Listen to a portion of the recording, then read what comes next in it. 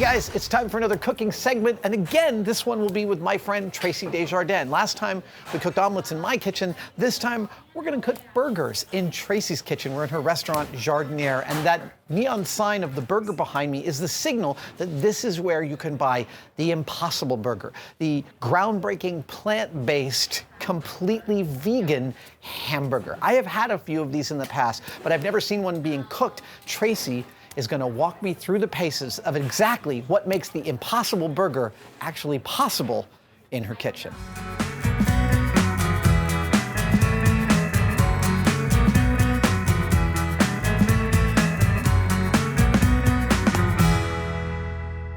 All right, Traci, where do we start? Well, we're going to cook the Impossible Burger, Adam. Okay, so this is, I haven't seen one in its raw state before. Crazy, right?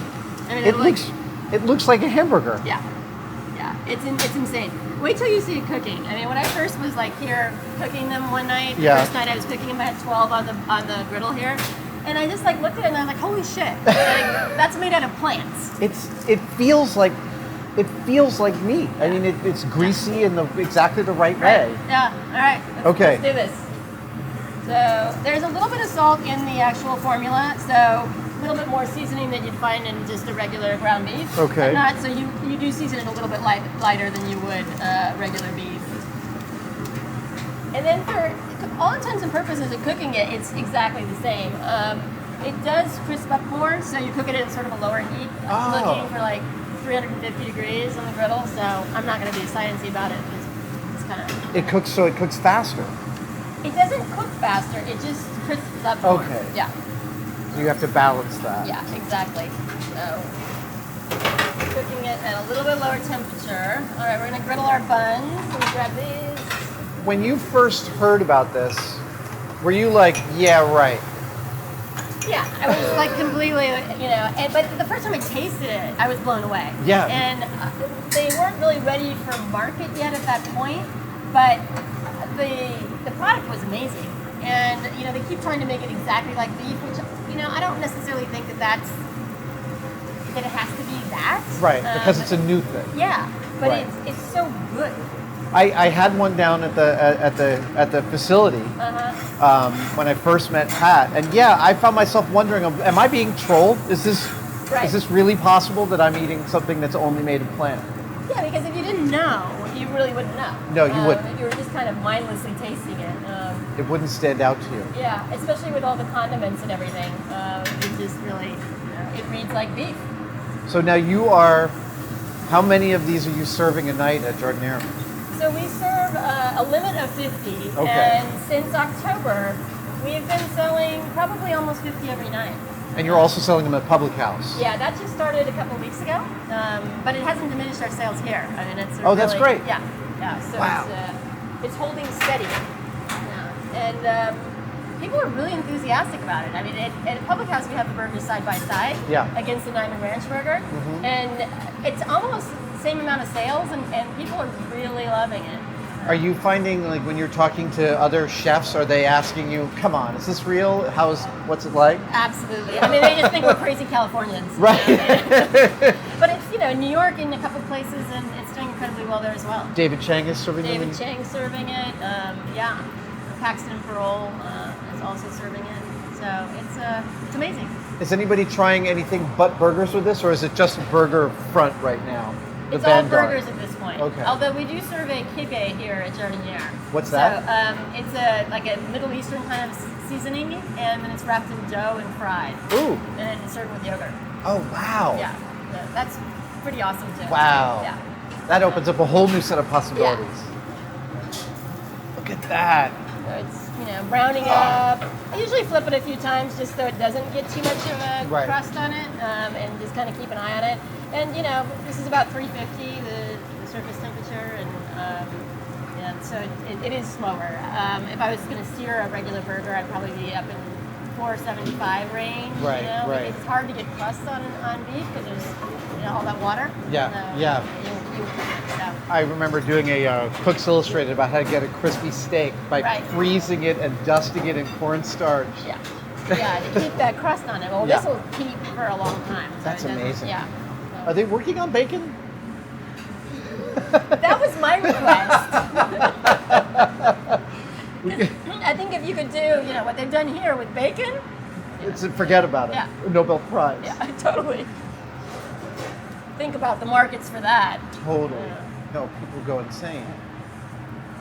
What is this onions you've got going over here? Yes, caramelized onions, and this is a vegan bun that's being done by La Boulange. Okay. So it's, amazing. What was so did you specially order this bun? Is this your request? What were you looking for as a quality? Just a nice, soft, kind of American bun, and he's nailed it. It's a deeply satisfying burger.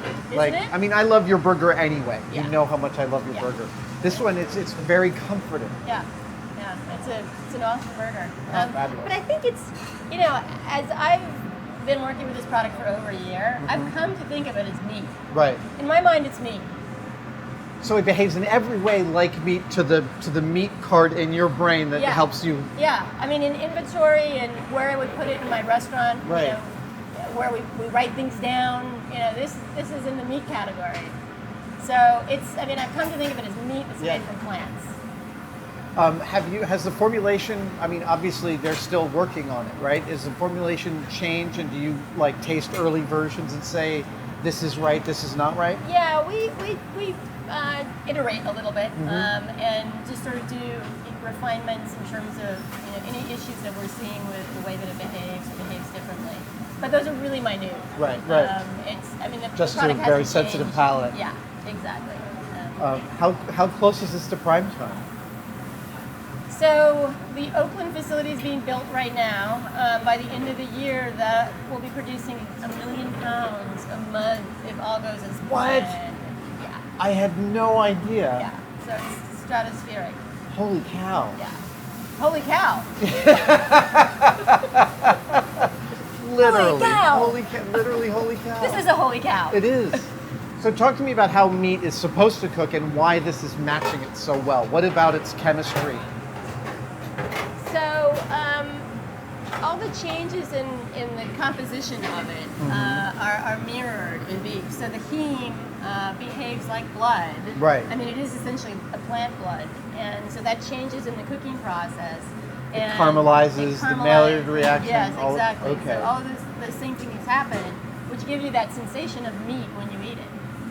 Whereas almost everything I've ever had veggie version is a simulacrum of meat. Yes, and any kind of veggie burger doesn't cook and change. You're just heating up a blob of stuff. Right. Yeah, and so this is completely different. Right.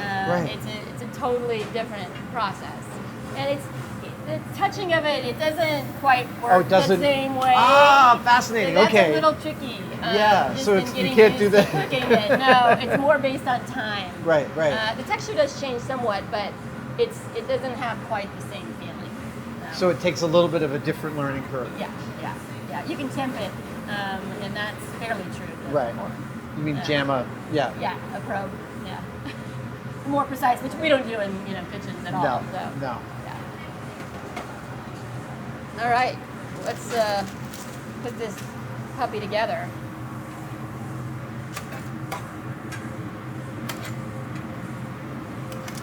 Build our burgers. It smells like meat. Right? Smells like meat. Dogs like it too. Oh, do they? Yeah.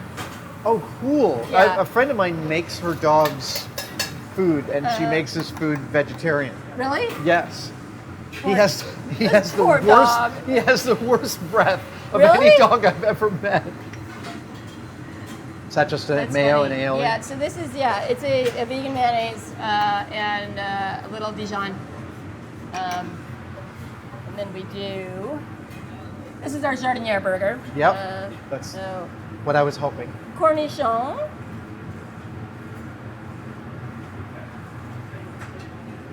And the top buns, same.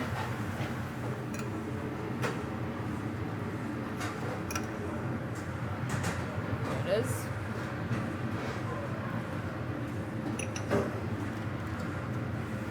Mashed avocado. Can't go wrong. Yep. Avocado. I was traveling around the country recently. Most other places, avocados are terrible. Yeah. We are so It's spoiled. a California thing. It really right? is. Yeah. I'm just gonna eat one. Because you've missed it. Uh-huh. Oh yeah, the pickles. Little Oh, seasonal man. pickles. Right. That is lovely.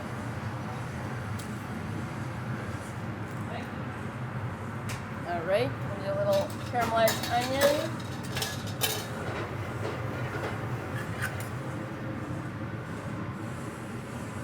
Oh, beautiful.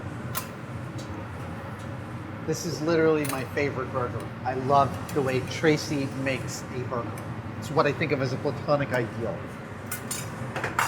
All right.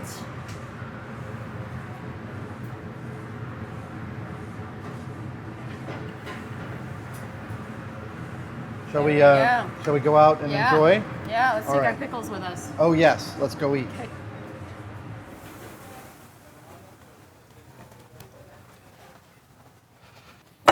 This is great. We started off years ago cooking breakfast in my kitchen. We just cooked. Yeah, the omelet. No, this is I guess lunch in your kitchen. Exactly. We'll have to do dinner next My time. kitchen's bigger than yours. It is totally. All right.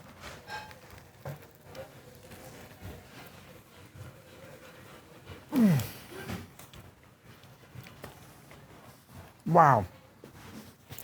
That is so yummy. I mean, the amazing thing is just, if you were eating this without knowing, you wouldn't know. No, you wouldn't. You really wouldn't. A lot of vegetarians find that it's actually too meaty.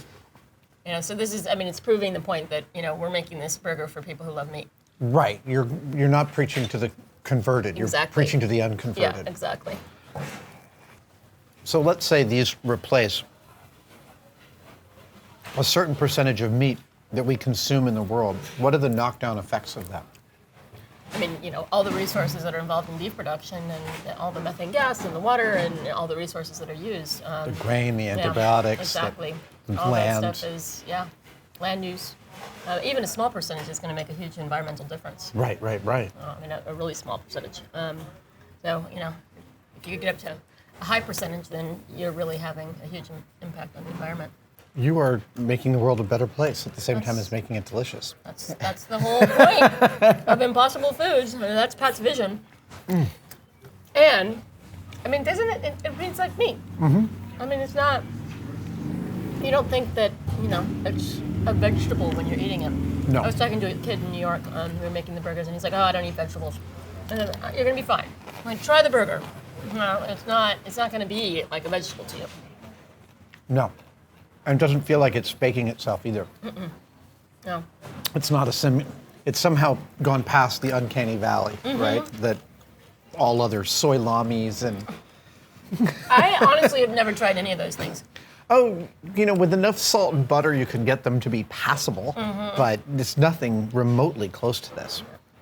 The hockey puck. It's even messy like a good burger. I know. I appreciate that. Yeah. It's drippy. It looks exactly. Again, if you didn't tell somebody, they would have no idea. Yeah.